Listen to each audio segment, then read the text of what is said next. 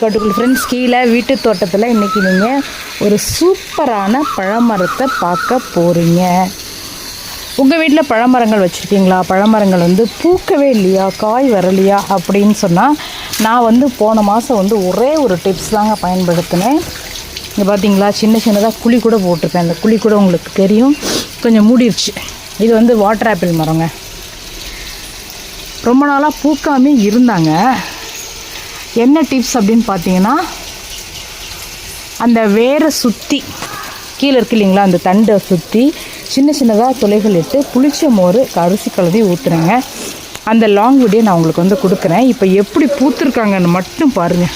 அப்படியே மரம் முழுக்க பூக்கள், காய்கள். இங்கே பார்த்தீங்களா, கொத்து கொத்தா. அதுவும் வாட்டர் ஆப்பிள் பார்த்துருக்கீங்களா?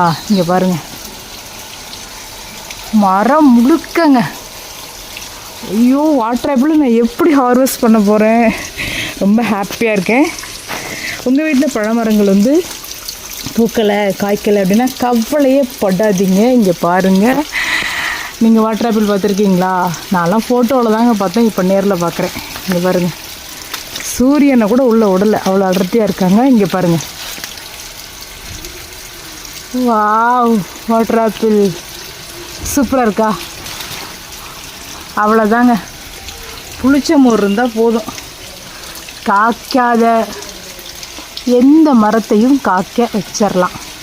இதை பற்றின லாங் வீடியோ, டீட்டெயில்டு வீடியோ உங்களுக்கு நான் கொடுக்குறேன். வாட்டர் ஆப்பிள் கொஞ்சம் பறித்து சாப்பிட்டு பார்க்கலாமா? வாவ், சூப்பராக இருக்குது இல்லைங்களா? இப்போ தான் பழுக்க ஆரம்பிச்சிருக்காங்க, சவுக்குது பார்த்தீங்களா? காயாக சாப்பிட்டு பார்ப்போம்.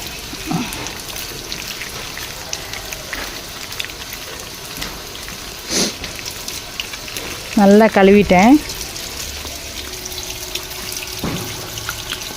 ஐயோ, செம்மையாக இருக்குங்க, செம்ம taste. Thank you friends, have a good day.